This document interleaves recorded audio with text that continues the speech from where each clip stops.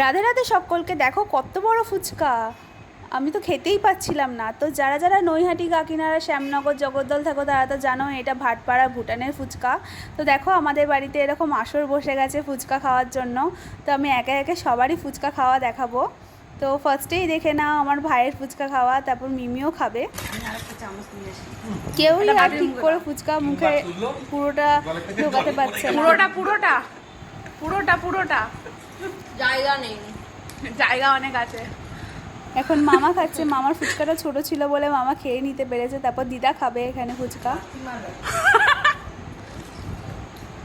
আমি সবাইকে বলছিলাম যে পুরোটা খাও, কেউ খেতে পারছিল না, তাই আমি ট্রাই করলাম যে আমি পুরোটা খেতে পারি কিনা।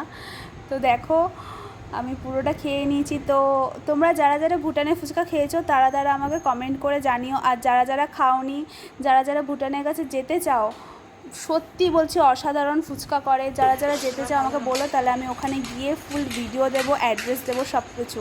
রাধে রাধে, বাই।